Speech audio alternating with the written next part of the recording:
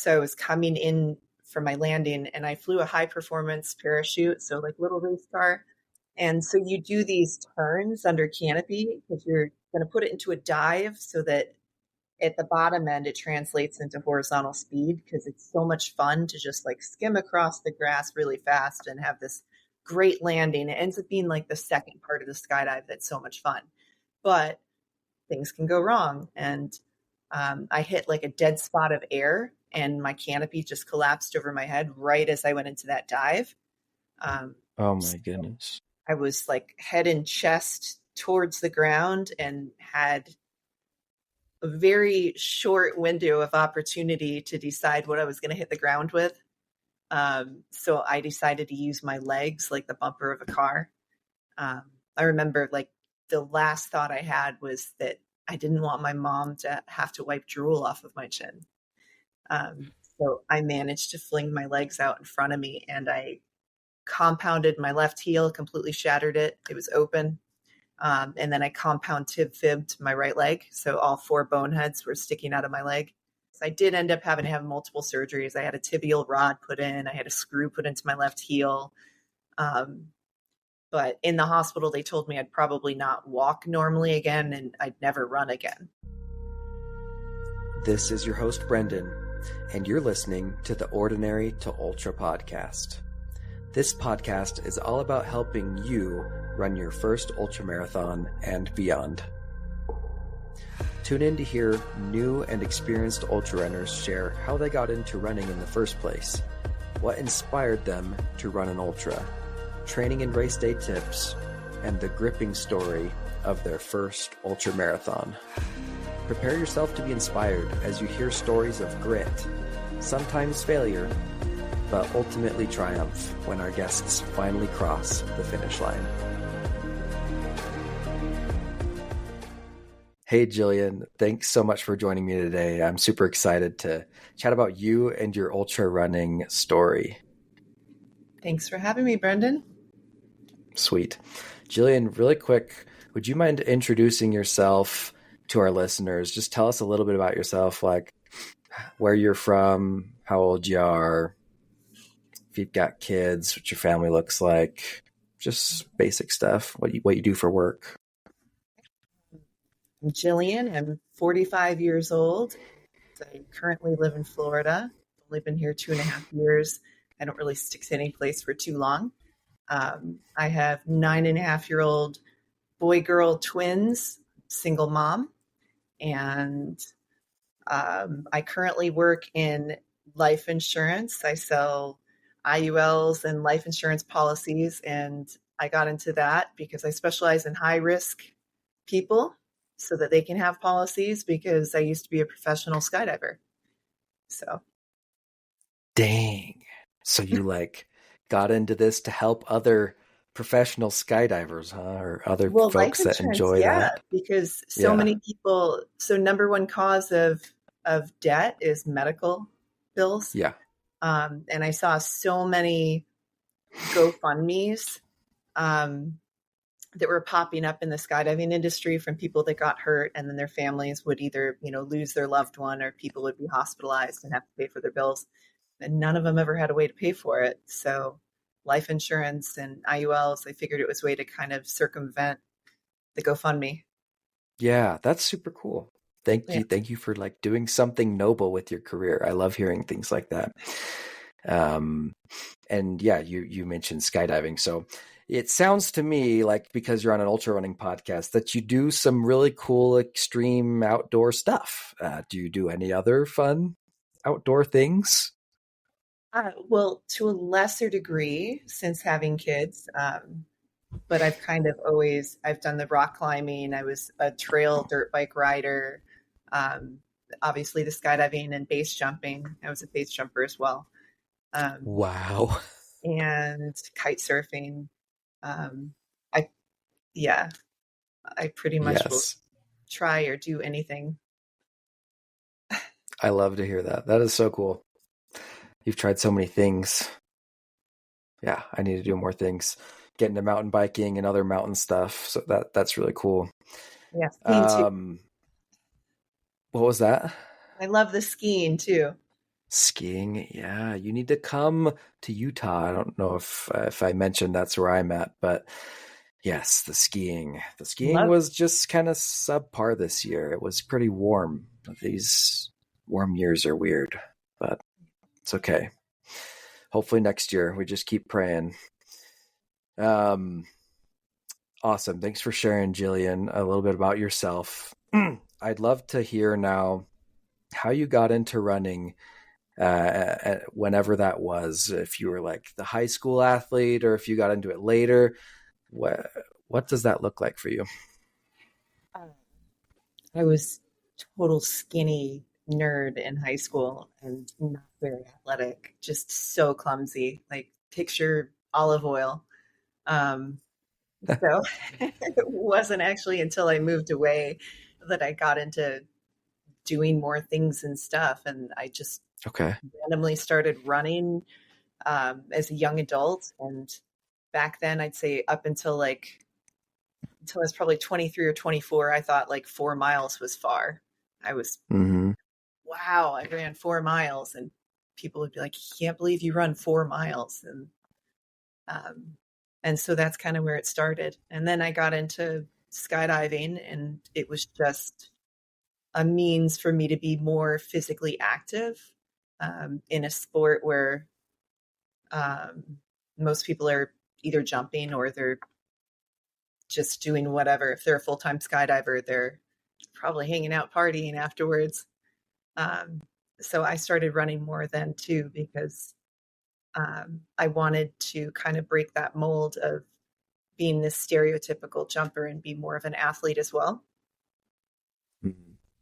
Cool. Is skydiving, like when I think about skydiving, I'm like, it doesn't seem super physical. I don't know. Do you feel like you get a workout in when you skydive? Like, I don't know. Um, well, it depends. I mean, if you're a professional skydiver and you're jumping, 10, 12 times a day, there has to be a certain amount of stamina because you've got to pack your parachute, and then you jump on the load and you fly to altitude. And then you are going to have an adrenaline spike no matter what.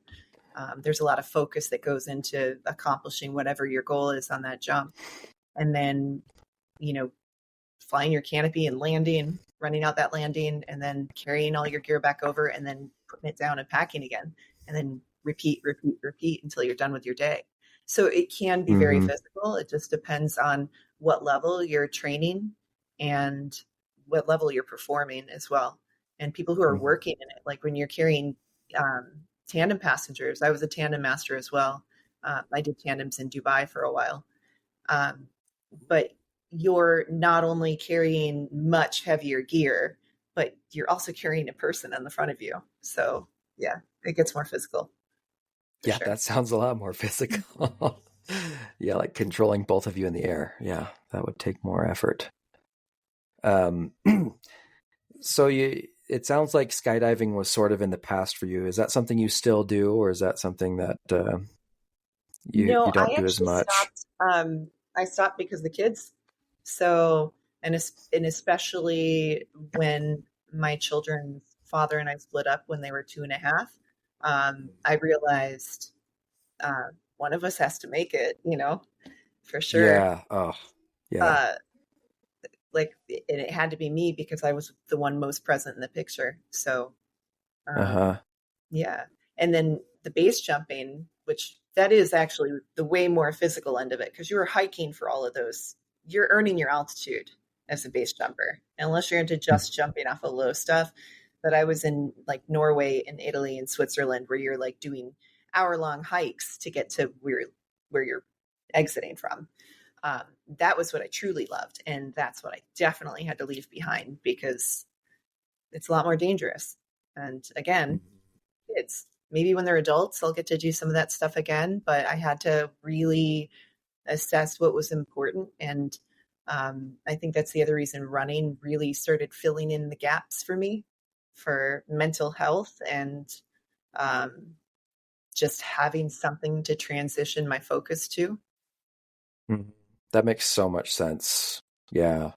Um, when did this transition from these extreme sports to to running happen, like more heavy running? Even when my kids were little, I got the double bob stroller, and I started putting my kids in the stroller and like running 6 or 8 miles with them. And I think at Nice. that time I was in Vista, California, and then for a little bit staying in, I can't remember what area it was. I was staying at a friend's house for, it was like this one pinnacle month where it was all hills around her house. And I was house sitting for her. And I'd go on these 8 mile runs where it was just up and down with my kids in their stroller. And I was like, this is great. And I just felt so empowered and so much more fit from doing it.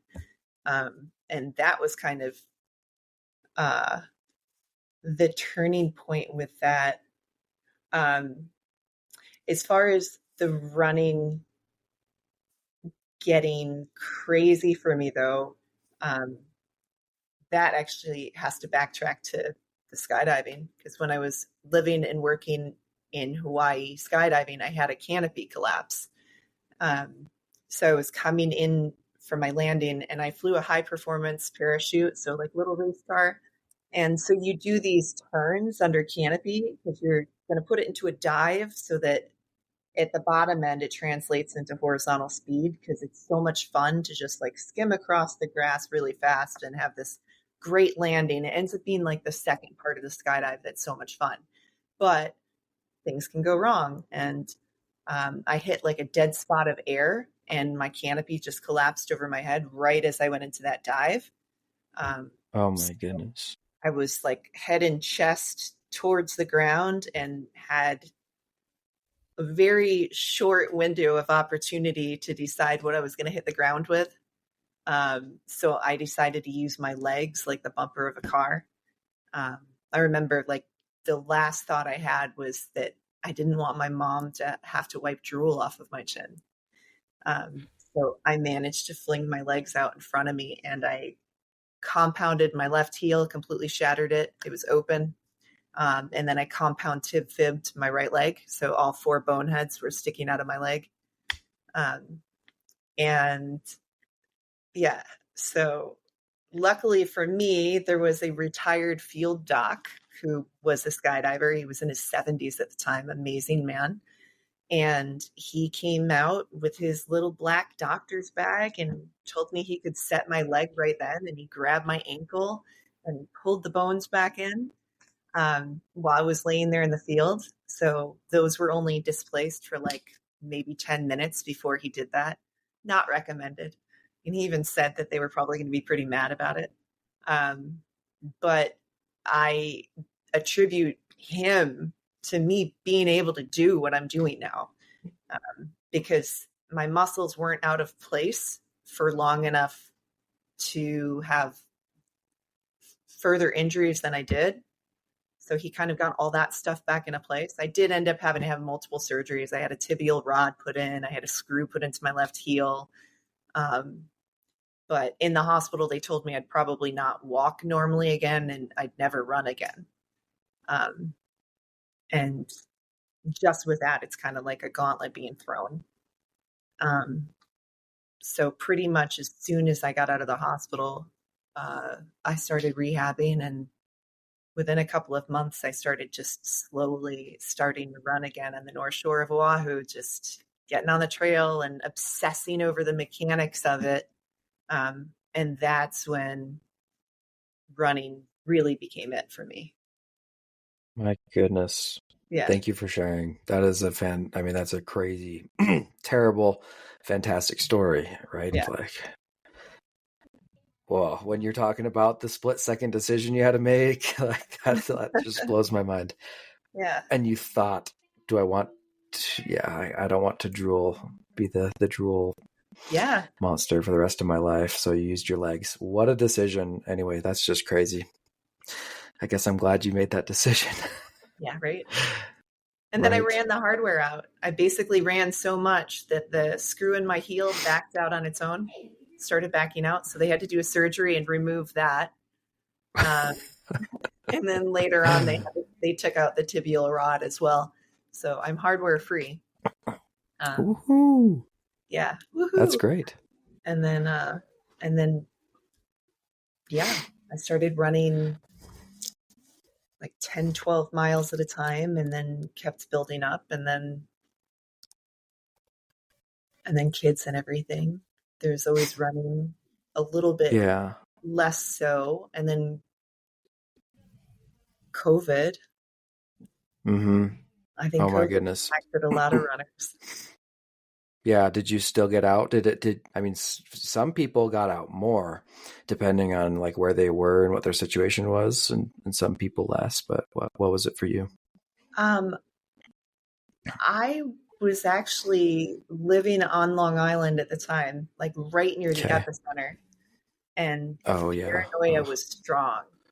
Um, Yeah. Yeah. and so I was doing like neighborhood runs, but wearing a mask running, and it was crazy, you know, and Mm-hmm. just so unhappy in general. I mean, everybody was. It was just people were not thriving. That was survival time for most everybody I know. Um, yeah, and I was not in a good place. I was in a bad relationship and a bad place and not, I don't know, it was kind of hit or miss on my running. I put on weight.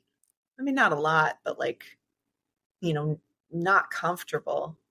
Mm-hmm. Um, and then, and then I made the move down here to Florida, and I guess that was in 2021, end of 2021. And I remember just thinking, I need to change something. And so a week before the new year, I decided I was going to sign up for this trail run. It was like a 30K on New Year's morning at like 6 a.m. And so I went and did Woo. that. And and then And that's what started, got you in the door, huh? oh yeah, started packing on the Yeah. mileage, doing like I thought 40 miles a week was great. 25 to 40 was like what I started averaging. Um, Good for you. and then and then the crazy started kicking in this year. Um, I I don't ever do New Year's resolutions. I think they're ridiculous. I'm more of the, you know, 1% better every day over a prolonged period of time is going to yield way better effects. Yeah. I love that So, atomic habit stuff.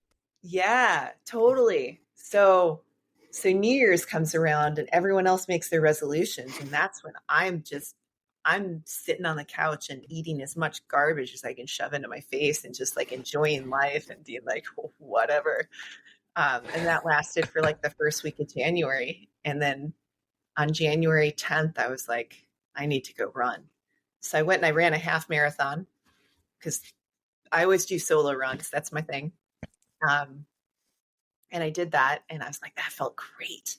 So then I took one day off. And then the day after that, I ran another one, but I think I did like 14 and a half or whatever. And then I decided that was going to be my new thing is every other day I would run a minimum of a half marathon. Whoa. So I did 11 of those in a row, and Whoa. and they were each run was between the lowest I think was like a 13.5, but the highest was like a 20.6 or something. So, but Oh. generally around 15 to 16 miles every other day. And then I'm like, Uh-huh. well, how do I finish this? Because, I would have been happy with half marathon every month of the year, just like one. And then I was doing them all in 1 month. So the last day of January, I was like, well, I might as well I'll run a marathon. Um, and then I realized, I don't even know who said it. You might know. Somebody said, um, your first ultra, all it is a marathon with like a 6 mile warm up. Mm. And so I thought about that. I'm like, I can run 6 miles like it's nothing. I mean, that's a snack. Mm-hmm. So I went and I ran my snack and just ran a marathon after it. And And that was your first 50K? yeah, so my first 50K was just this random, yeah, like And last that day of way, January. yeah, that was this January Yeah. or Yeah. that was this January. Last year, Okay. this January. And it was a sub 5 hour 50K. I Oh my started at goodness. like 6 o'clock at night, tucked my kids into bed, At night? and then just ran. And it was like 40 degrees by the end of it. And my hands were cold. And I'm a total Yeah. goldfish. So I was like, oh Yeah. crap, I can't remember how far a 50K is in miles. And I couldn't get my Right. Me too. fingers to work. And I'm trying to search on Safari while I'm running. Yeah. Like, And it was okay. just stupid. I need to hear, I want to hear about this in more detail. But before I ask you some questions about your 50K, so I want to understand your timeline again. I just like timelines for some reason. So when did you break your legs skydiving? Broke my legs like what year? Okay, so I broke my legs in 2008. 2008. Okay. Yeah. So that's a while ago. Yeah. And then I was running a ton. I was living on Kauai in 2012. That was when I started running like 12 miles consistently. Okay. And in 2014, I ran the Honolulu Marathon. Okay. So you'd ran a marathon. So I did the marathon, and that was a 4:11 marathon. Well done. Yeah. Nice. 4 hours, 11 minutes. Not a lot of training. That's great for a first. I'll wing it. And then I had to run home afterwards. So it was a marathon plus like 2 miles. Well, that was your first ultra. Has anyone told you that before? No. I didn't even know what an ultra was until recently. I know. Yeah. I think that's annoying. But yeah, the people will be like, yeah, anything over a marathon is technically an ultra marathon. I was like, yeah. but did it count? I don't know. That's really cool. When did you have your kids? I had my kids in 2014. So I basically ran the Honolulu Marathon, and I think I got pregnant like 2 months later. Yeah, boom. So they're 9.5 like, now. Yeah, I was gonna say like almost 10 now. Yeah. Okay. Then we have this gap where some running was happening, but you didn't really progress like distance wise in that time. Possible. Yeah, you were busy, I imagine. You know, you got these kids, and it sounds like some other things going on, and but you're here, and January this year, you just I love the half marathons back to back to back. I'm thinking the amount of miles you're putting in there here, like you should be doing a 50 miler. Like you could. Oh my gosh! Why am I talking to you right now? I'm supposed to be talking to you after that too. I could have got the whole story. Wait, is that going to be just you, or are you doing a race? Oh no, that's a race. I'm going to do. It's the Fool's Run. It's in the Croom, so it's a trail. It's a trail 50 miler. In Florida. Yeah. So okay. My gosh. Okay, no, we can't talk about that yet. Okay. We can't. I want to hear more about the 50K. Okay, so you decide you're going to run this 50K, and you ran it from your house. Yeah. Like on trails? Are there trails nearby? Was it on the road? Like okay, so the first part of it was on the road. So like there's this really great path that it's now my loop because it turns into it's a 16-mile loop if you just do along the road because it has a sidewalk in each side. So I go down that, but it got dark and it gets scary. I run with pepper spray and whatever else. Like I get a little nervous running, and then within kind of like the community that I live, I've kind of figured out these routes where like I can vary the distance just depending on how many side streets I add. So just even within my own community, I can make a 16-mile run. So when I did the 50K, I just kind of minimized it to where I was able to do the one section outside that was the 6-mile snack, the intro. And then I did 2 laps within the community to make the marathon distance. Yeah. I see. Which was And I did mostly wear on the a vest. road. It's the first time I wore a vest with a little bit of water. I didn't really drink much water. For the 50K? Yeah. You're crazy. It was cold. So when I run the half marathons, I never drink water. I don't drink water unless I get past 20 miles. Like, that's what I'm used to. 20? My goodness. Yeah. So I do understand. I don't bother with water until. My goodness, though, you're probably dehydrated by that point, right? I mean, no? I mean, you're cool. Good. Your body's awesome then. Yeah. But I mean, obviously things are going to change. It's different when it gets hotter out. Like that's true. When it's the 103, like all summer, last summer when I was running, I was running between 10 and 15 miles on those runs too. I didn't go past half marathon distance was my limit in the heat. Because even in Hawaii, over the summer, I was in Hawaii for a month and I was running a minimum of 8 each run. And then the max was, I think, 14. But because it's just so hot. I don't want to go backwards. That's the only deterrent for me involving ultras. And that's why I was like, I really like the idea of supported races because I don't want to carry stuff. Yeah. So this 50 miler will be good for you. But yeah, we'll talk about that.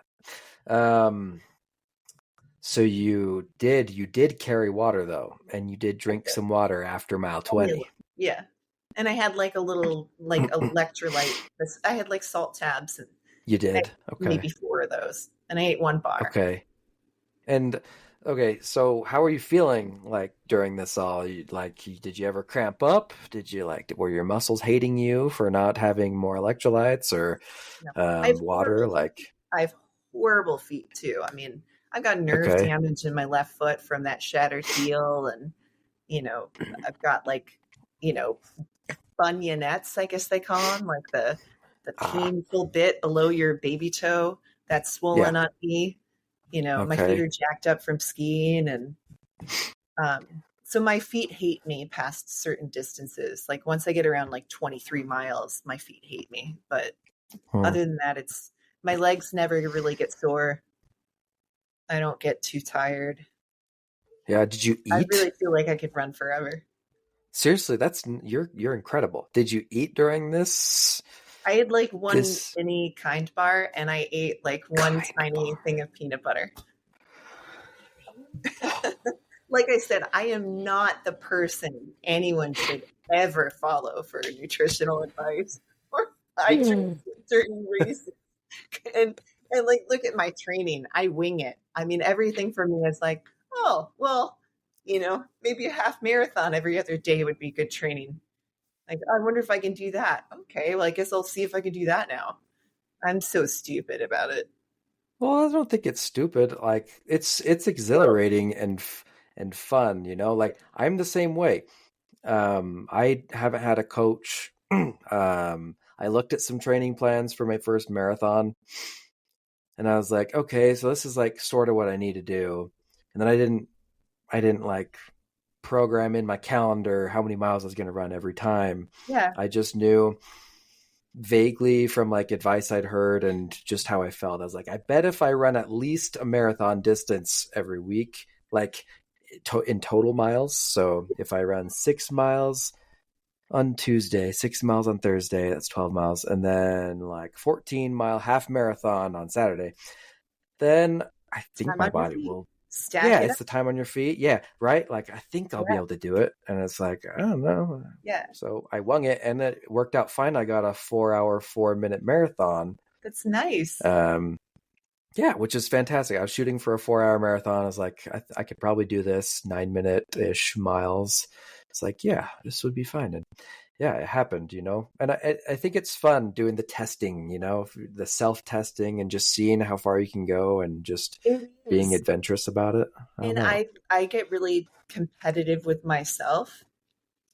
Um, so that's kind of the main thing is like I end up wondering, you know, like doing the 11 half marathons in a row.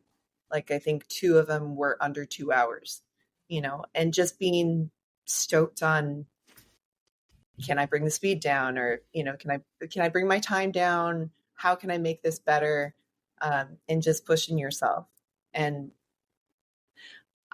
in skydiving and base jumping, we always said, if you're gonna be dumb, you better be tough. And that's kind of the motto. Because you end up paying a price on a lot of stuff, but I feel like not so much within the ultras yet, like within the training for it and within what I'm doing. I am nervous about trail, because I don't like sand in my toes. Sand. Well, yeah, because this is in Florida, so your 50 miler is going to be partly in sand or like. Well, and it's the same. It's the same area that I did that 30K on New Year's Day, and it's gross. Like there's certain sections where you're just in, like silty, sandy dirt, and Uh-huh. you're just trudging through it. So right now I'm I trying to figure out, ordering gaiters this week and Yeah, some just like weird trying gear. to plan a little bit. Yeah, just a little bit this time, okay? Just When, some minor planning. as long Yeah. as you can stay upright. Yeah, and not like, yeah, and don't get too much sand in your shoe. That's smart. Like, Yeah. you get too much sand in your shoes, it's gonna mess your feet up probably The because other the game changer lumps will is? hurt. The other game changer is toe socks. Yo, I agree. Toe socks are where it's at. They're the most amazing thing ever. Gillian, we can talk about toe socks because this is an ultra running podcast, and Oh, the people that listen to this will be newbies. So yeah, let's talk about toe socks socks. are Why? so good. I mean, like I said, I've got bad feet. I mean, it's Okay. just the way it's going to be. And those little toe socks, it's like giving a nice little warm hug to each of your toes, keeping them from rubbing, you know, protect them a little bit. So good. Yeah, Yeah. it is good. I've noticed personally that I don't get blisters on my toes with the Yeah. toe socks, so it at least eliminates that. I still get blisters on like the side of my left foot. My left foot's the problem foot, and I got to figure it out. Yeah, I tape. I Um, I tape my heel where I had that screw in and out. Like there's this happy little bump. So if I don't tape it, I will rub the skin off and not even know it because there's the nerve damage. Oh, that is terrible. Yeah, it sucks. My little meat muffin. Oh my gosh. So, so yeah, so like anytime I'm doing a run, I buy the KT tape, the pre-cut little strips, and I put it over my heel, and every run I've got to tape the heel. And then so that in combo like with the toe socks, I don't get blisters ever, ever, ever, Ever. ever. Um, Have you had to hone in on your shoes? Like, or are oh yeah. shoes not a So problem for that's the you? other question. Are you a zero drop guy, or what's your story? Yeah. What's I'm my all about story? the zero drop. Okay, I need to try that because no, I'm the opposite of that. Okay, I because am when I in the didn't have Hoka. zero drop, I used to get shin splints, and I Ah, also was getting. I lost my toenail, like on the second toe, like the one next to my big toe, because I yeah, would end up getting toe strikes, even if the shoe yeah. was a little bit bigger. But when I went to zero drop, never have had another problem with that. Interesting. So no more What shoes. brand do And you wear? my first love is Topo. So I love Topo. Topos, but Okay. they just don't hold up with the mileage that I do. Oh, okay. So I switched to Brooks. Brooks. They Yeah. got some zero drop stuff, huh? Yeah. I think I'm using Brooks Hyperions now, but I'm a huge fan of them. Yeah. Okay. Yeah. I think it's the shoe but I just don't have money to go be buying like I know, tons of right? pairs of trail shoes, right? But the next, whenever I wear these ones out, I wear Hoka's, and yeah, they're like massive cushion, right? And that's really nice for my legs, my knees. The minute I put on Hoka's, from like just like normal tennis shoes to running shoes, my knees and my ankles and my shin splints, like all that went away because I was having all sorts of flaring up there before. But no, the Hoka's, like, they're really forgiving on the joints. But you But feel like you lose a feel for the trails a little. yeah, and I think that could be a problem if I'm doing more technical stuff, which may come. Like for right now, most of my trail runs have been pretty basic, like dirt trail, not many rocks, and so I don't feel like it's a problem. But I have noticed when things get more technical that it's kind of hard to like jump around when you've got these massive clouds underneath. Yeah, Maybe I I'd be should. worried about ankle stability with those too, like Yeah, yeah, really good rolling. and practicing. What is it called? The Bosu, the, I don't know, I don't the balance know. beams. Yeah, I don't know. But anyway, I think the Hokas are a little tight on on the front of my foot though, and I think that's why my feet are rubbing up there. So maybe some wider toe box or something would prevent that blistering. Or like you said, maybe I just need to tape it up where I know it always, like, I know where it blisters. It happens Yes, in the same spot every time. So if try I to just tape. taped it, I'm all about the KT yeah, tape. KT tape. It's on my That's what I Amazon need. subscribe and save. I get a new Seriously. of them every single month. That's how much you use it. I never use subscribe to save, but like if you're going through KT tape, might as well save 15% or whatever. So Yes, that's awesome. not have to think about it because I'll forget because I'm a total goldfish. Yeah, right. It'll just show up. That's sweet. Well, thanks for talking to me about your shoes. And we were talking about your shoes because of like your feet. We were talking about, I don't know. Can I bring up one of my other game changers for running? Yeah, please do. Okay. Tips. So I was actually laughing. So I get Runner's World, even though at a base level, I'm always like, how much is there really that you can say about running? That there's a magazine every month for however long, but I still have it. I'm flipping through. Finally, Sweet. somebody said it. Books on tape.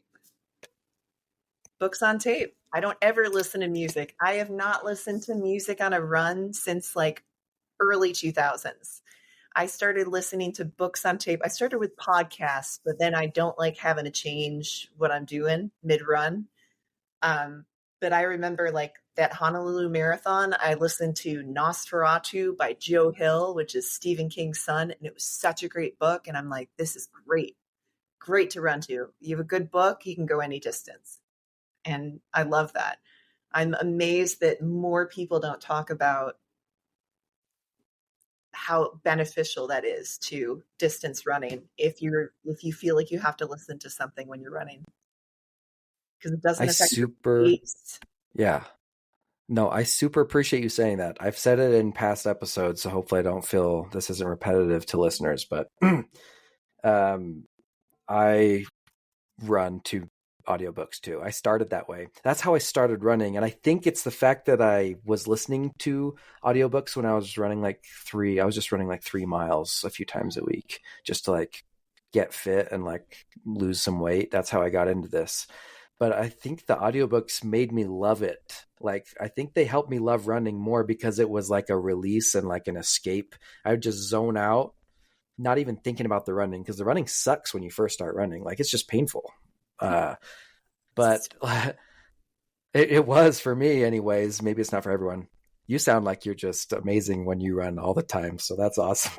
Well, I remember hating it at one point. I talked Okay. the other day, like, I was in Jamaica for a Yeah. Scottish wedding. You have to say it that way because it's great. Well, and I was running and I was thinking, God, this sucks. I hate this. And I was miserable. And somebody was walking past me on the beach. And all of a sudden I had that self-awareness of what my face looked like. And I'm like, who would ever want to run if they saw me right now? And I decided right then that I was always going to smile when I ran. So I'm the smiley runner. The smiley runner. And I started enjoying it Yeah. after that. It was just like a mental shift. Okay. Well, that's good.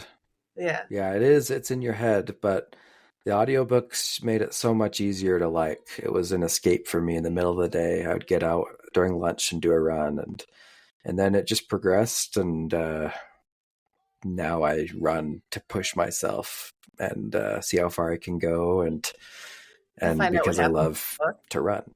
And if I honestly, I do look forward to that. I listen to Brandon Sanderson books. Oh, They're like so good. 35.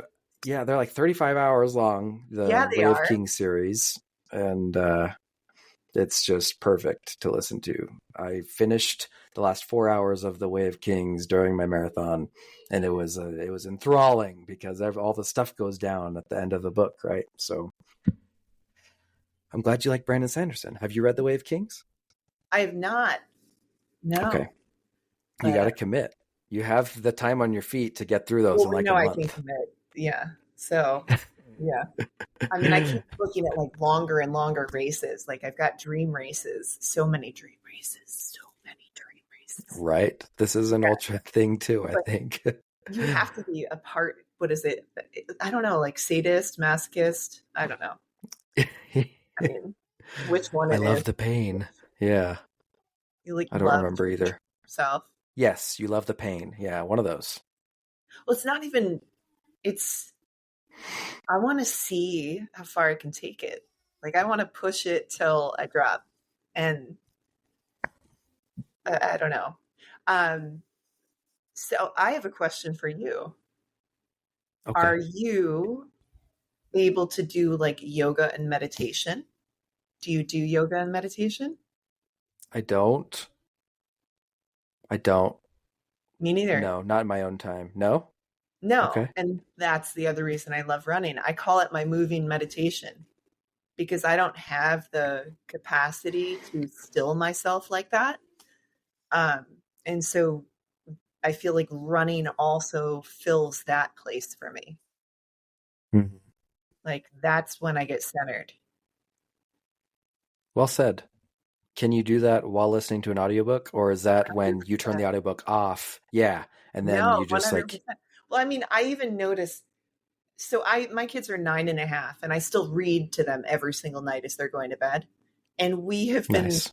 I mean, we read every series. We are working our way through Lord of the Rings. So we're like on page 900 of Two Towers, and I'll be reading the book to them and I'll be thinking about something else entirely. And I do different voices and everything too.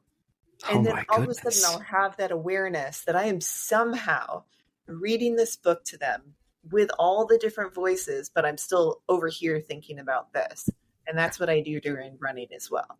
I'm still absorbing the book that I'm listening to.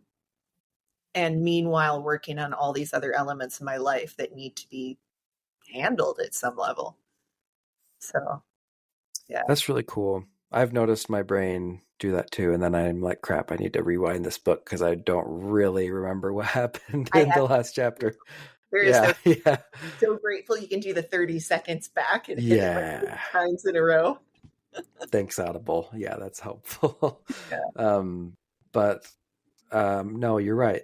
But for me, some of the time I do just like, especially when I'm hitting the trails, it's just so beautiful and fulfilling to be in nature that I can, like, when I road run, I like to have the books almost every time.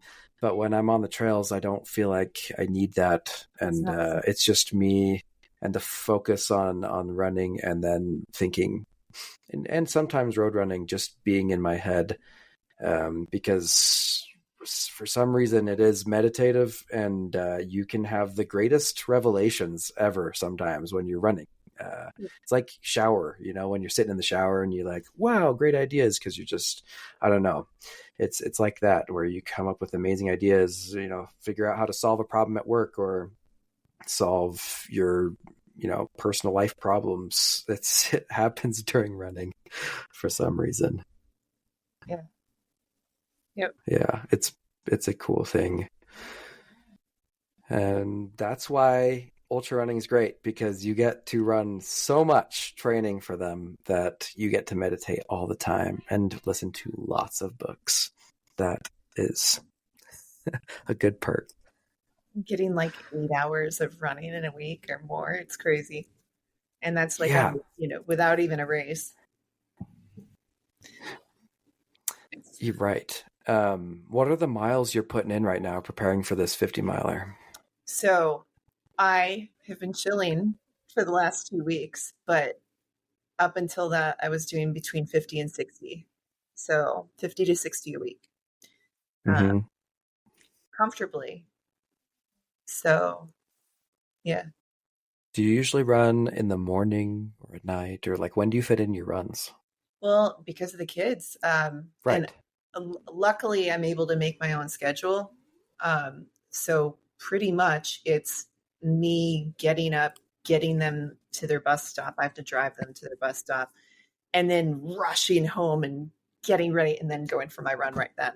So I pretty much go do the run right after I drop them off at their bus. And then if I have help at all, I'll run at night sometimes, but yeah. Okay. Wherever I can fit them in. Yeah. And your work is flexible. Like you can work when you want. Do you have to work certain hours, or is it just get the work done sort of stuff? There's meetings that I should be in. Should. Emphasis. Yeah. But I'm not as present as I should be. Yeah. And then other than that, I make appointments and I'm the one who makes them. So I'm going to be present for those. Yeah. Mm-hmm. Do you talk with people and you're helping them with choosing policies and stuff? So you're like doing a lot of calls. Zoom calls and one-on-one with people, and very cool. Basically being invited into their home like you and I are doing right now, and talking about what their needs are and what's comfortable for them and what they're trying to accomplish. Okay, very cool. Well, cool. That it's good to understand how running works into your schedule, especially as a mom. I know there's other moms and other dads too. It's like between work and kids and whatever else you have going on in life. Like, when do I fit runs in? Like, my life currently is, I've actually been able to run a lot because I've been unemployed for the last 2 months. So I don't think I've shared that. Maybe I've shared that on the podcast, but I now have a job. So I'm going to be working a full-time job, and I've got this podcast that I like to run, and I've got a kid and church responsibilities and and I know there's so many things. I want to like also do some contract work for marketing and maybe start my own thing on the side. Like, I can't do it all. It's so hard. I get it. Yeah. And the single mom thing, like, yeah. So busy. And I've been trying to date too. Oh man. It's the worst. The worst. Especially when running comes up. Why? You wouldn't believe the stupid things that people say. I mean, what? Like, doesn't that hurt your knees? No, it's worse. Okay. The common one that comes up is, you must have the best stamina. And it's always like, all of a sudden it becomes this fixation on, I bet you got great stamina. And I'm like, no, see. Let's not. Not cool. Let's not do that. That's lame. I of course end up always pivoting and like, well, it's going to be great when there's a zombie apocalypse because I'm just going to Yes. outrun everybody, like I or, love that too. or people who just immediately it's, well, I'm never going to be able to run like that. And I said, I've never said I was looking for a running partner. Yeah. Like I have to say that every single time. There is that element to it where people feel like they need to be able to do what I can do, and that's just not going to happen. Well, not overnight, I and they don't have to. I I mean, don't. yeah, my wife doesn't run, and that's I've okay. She never likes the ever gym. said that I wanted a running partner. I'm a Yeah. Forrest Gump runner, like I just started running because I could and because I was excited, and then I didn't want to stop because my body, I listen to my body. Not everybody runs like that. And it's not even, I feel like my running style isn't even predictable enough for me to want a running partner because I truly listen to my own body on every run. I never know how far I'm going to run. Like I just add and subtract based on how I feel. So if somebody's, well, I want to start running with you. I'm like, I don't really, I don't really want that. That's interesting. Yeah, that's really cool. That's really cool that you, go with yourself and your body. But yeah, that would totally be a problem with having a running partner, unless your partner had the same stamina and was like, yeah, let's just run 20 miles today. It's fine. The books on tape. I know I Oh didn't. yeah, and you're like, Can you please just? yeah, I'm busy here. I'm at the good part. I'm having a moment here. Yeah. Yeah. Some people Like feel they're like they gonna have to ruin chit my zen. chat. Yeah, that is a thing. I think it could be fun. I don't run with people much. I do every once in a while, but I think it could be fun to have a running buddy and do like once a week. But I do need the me time because it is part of my me time. Yeah. And I had met a guy who he did want to run with me. He was interested in ultras. And I was like, well, that's kind of different because this is somebody who wants to go distance. And I like that because I know eventually I'm going to need a pacer or whatever else. Like this is going to be great because like regardless of anything, at least I've got a running friend. And that was how we approached it.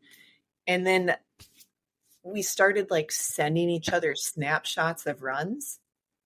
And he became fixated on my speed. He's like, oh, you're fast. And I'm like, no, I'm not. It's like, oh, that's fast. Because I was doing like, maybe 8:40 for 20 miles. And all of a sudden I wasn't hearing from him anymore. Oh, geez. That's too bad. It was obsessive about the speed. Like, who cares? I can go slower. That's so silly. You'll find your person. You'll find a person who doesn't care probably about ultra running, and then it'll just work out. Yeah, I think it's going to be more a matter of I just don't care anymore because I'm so happy doing the things I'm doing and not having them be interrupted. Yeah, they'll have their own thing and you'll have your thing is probably how it'll be. There are very few ultra running couples, I imagine. I imagine that is not very common. I just interviewed an episode that came out this week, actually, an ultra running couple who ran like their first 50 mile together. Actually, they ran their first marathon together. Then they got married. Then they ran their first 50 miler together and their first 100 miler together. Like super cool. But like, that's just not common. For some, it is. Yeah. Like that's. Yeah. For them, they met on a dating app and they knew that they both liked running. So it just like worked out, like I guess that is the easier way to find someone who likes to run is like it's great on social media for dating. You can just search up those people. But my wife likes the gym and she will always like the gym probably and not like running. So that's just how it is. I do not like the gym. I want to be outside, not in a box. The treadmill and the so I'm weightlifting sitting on a yoga ball on a treadmill because I've got like the standing sitting desk. I have a treadmill at my desk because that's the only way I can handle my meetings. So I walk through my You're meeting, walking. and My then goodness. if it's a meeting where You I get can turn so off the many camera, miles. I jog. You get And then so many miles in. yeah, and then I sit on my yoga ball because I can't sit still. Oh my goodness. You get so many miles in. Yeah, You're like walking on your walking treadmill, jogging on your walking treadmill, and it's going out pretty for your run. stupid. That Yeah. is fantastic. That's fantastic. Yeah, I need to be better about using my walking treadmill on the days that I don't run. Anyways, Yeah. I want to focus in again on your 50 miler. So you've been running 50, 60 miles a week. Yeah, you mentioned how you like don't eat much or drink much during your past runs, but like, is this one going to be different? I don't know. What do you think? So I don't know, because the 50K I did last week when we were supposed to meet for Yeah. this, and rescheduled, which yeah, that one, I just brought a bunch of gum. Gum? I had gum and like I had gum and I had another like a little kind bar, and then I had the salt electrolyte things, the tablets. I like those. That time I actually did drink like 500 milliliters of water. But that was it. And I felt great. Um, I had to stop though because I had to go pick up my kids from the bus stop. So you Um, didn't finish the no, 50K? I finished You it, did. but I Okay. wanted to run longer than it. And I couldn't Oh, stop darn. because because I felt good. And I was like, oh, I want to see if I can Uh, get 40. But then I realized I didn't uh, have. Um, uh, so I dang did it. finish my 50K and then I went and got my kids. And then, so for the 50 miler, I'm definitely going to focus more on nutrition. I'm so like my big fear is pooping my pants. Oh, yeah. So scared Okay. of that Yeah, because my no, guts it's get true. upset with me. And so like that's the big fear here. Um, Hmm.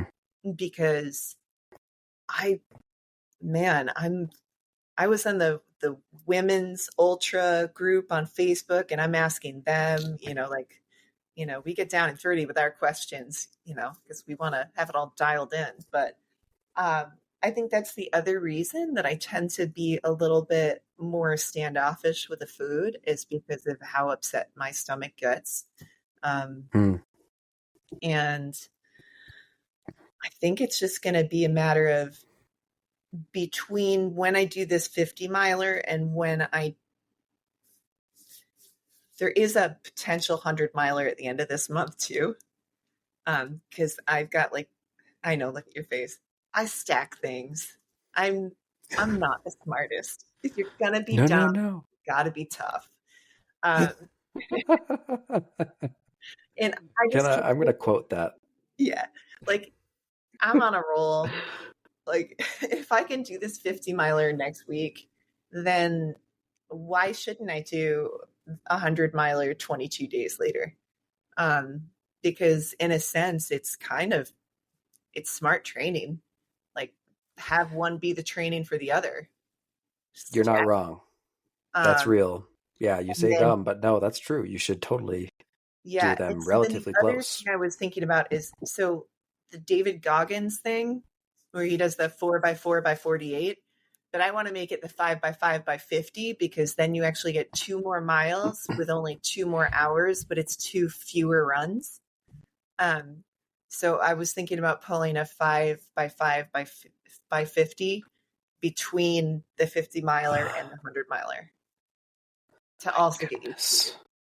time on feet. Yeah, This is how my which brain works. is if which is it's 5 miles every Every 5 hours for 50 hours. yeah. So you end up So only doing almost 2. 2 rounds. Yeah, a little more than 2 days. But yeah, that's only It's only 10 yeah, runs 10 versus four runs. by Yeah. four, you end up with 12. And Yeah, okay. I get a bigger sleep gap, especially because the time I'm Mhm. going to do an 8-minute mile. So I'll get more sleep. It's all about optimizing. Yeah. That's a great, I mean, no, that's really cool. I've heard about that a few times from a few of the people I've talked to recently. The Goggins thing? And yeah, the Goggins 4x4 Oh, by 48, that was new to me. it just seems like I such mean, brilliant training. I mean, because so when I did that 50K at the end of January, that was the other reason I did it at night is I had been up since 5:45 that morning. So I was up at 5:45, having to do all the stuff with my kids, having to do all the things I do on my feet all day long, and then I ran the 50K. So it's that's good training like getting because you're already yourself tired. into that zone. Last week I had like a super bad sleep night where I only got like 3 hours of sleep. So I made sure I ran like 15 miles that day. Um, because, I got to be able to keep going when I'm dead on my feet. Yeah, at mile 75 when you want to die, you're going to be fine because you already did it. Yeah. So that's kind of my approach and I am asking lots of people about nutrition, bringing it back around like a Simpsons episode, because I definitely know Me too. base It's humor in okay. me. Um, it's a supported race. So basically, my plan is to have my vest with a light amount of water in it that I can refill because I can't stand the feel of all the sloshing. Um, Mm-hmm. and then I'm going to be carrying that, and then I'm going to be carrying a baggie with with wipes and toilet paper in it, and that's pretty much Mm-hmm. the extent of my planning. I'll have my Mm-hmm. little salt tablets, and depending on how hot it is out, I mean, I think we're all really capable of listening to our bodies and what they want. Um, and there's a common sense element involved. Um, when I did the night 50K, I was barely sweating at all because the temperatures were low. I wasn't losing a lot to that. When I did my 50K last Tuesday, I was sweating a ton because it was warm and I was in the sun the whole day. So I drank more. Um, you just got to pay attention to conditions and not be stupid. Be the right amount of dumb, right? The right amount. And the right As amount of you tough just, with it. yeah, you just got to be tough. Remember? Yeah, that's what you said. So just Yeah. got to be tough. Yeah, Yeah. it's fine. That's sweet. Yeah, it'll be different. You'll be going many more miles. So yeah, you may have to eat and you may have to poop, but Yeah. you'll be ready with your wipes, and that's okay. Maybe I'll bring extra shorts.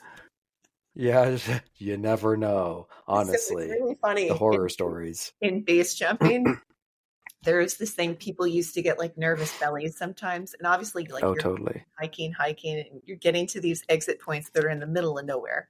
Like in Norway, all of a sudden you'd have like these crazy mountain goats pop up behind you, and you're like, feel like they're trying to kill you or whatever. There's no bathroom anywhere. But every so often, when you'd get to the landing area, you'd notice that somebody was missing a sock. Oh, oh, ew. That's poor planning. It is what it is. Dang, that's But I'm going to need crazy. both of my toe socks. So Yeah, you will. Yeah, and you'll need probably a few other pairs yeah, too to yeah. change I don't into. know. That's the other thing is the big discussion is to change your socks during a race or not. And I'm Really? thinking for the 50 miler, I'm just going to like hold fast. Yeah, maybe not. I'm going to have that heel taped and have my toe socks hopefully happy. And if the gaiters work and I don't get a ton of sand in my shoes, then I'm going to just try and hold the line. Yeah, I think that sounds doable in a 50, but yeah, in Well, that's 100, 90. like I see those, yeah, I see those people and I'm like, yeah, you better be changing your socks. Like it'll probably do your feet some justice since they look terrible. Yeah. Yeah, Do you have a dream 100 for your first? I do. I live in Logan, Utah, or near Logan, Utah, north of Salt Lake City by about an hour and a half. Um, And there's an ultra in my backyard called the Bear 100 that is gaining popularity, but it's not quite as crazy as some of these other ones. But it's a mountain ultra, so it's got 20 something thousand feet of elevation gain and loss all up and down these mountains for 100 miles. I've driven the road that connects Logan to Bear Lake, which is where it ends. It is insane to me to think people could do that in a day. It's like an hour 20 drive, and yeah, you're just gonna go run that in a day. It's fine. Yeah, it is amazing. I'm for sure going to pay somebody for that in the next year or two, or at least volunteer. But yeah, that is my dream in the next few years to do that one, work up to it. It's fun. This is a fun adventure to be on, personally, and I appreciate you coming on and sharing your journey too. And it's cool that you did your 50K unsupported and not an official race. Like, people, we should consider these options, making our own 50K and then, joining your real races too, or, the established supported races. Right. Thank you for coming on today and sharing your tips, your advice, your craziness, and I'm so excited for you. 50 miler and 100 miler, maybe. I mean, I think you should do it if you're feeling peppy after the 50 miler, which it sounds like you probably will. Yeah, do it. And then worst thing that happens is I don't finish. Yeah. And I will exactly. next time. Might as well try. Yeah. Thank you. Yeah. Thank you. And good luck. Hey, your host Brendan here. I just wanted to thank you personally for listening to today's episode. As someone preparing for my own first ultramarathon, I've found these conversations to be super valuable, and I hope they are for you as well. Whether you're listening on Apple, Spotify, YouTube, or somewhere else, make sure to follow or subscribe so you know when the next episode comes out. Also, make sure you check out the show notes of this episode. There's a link to sign up for the Ordinary to Ultra email newsletter, to join our Facebook and Strava groups where you can meet other people striving to run their first ultra marathon, and see any links that our guests may have provided as well. Thanks again, and we'll catch you in the next episode.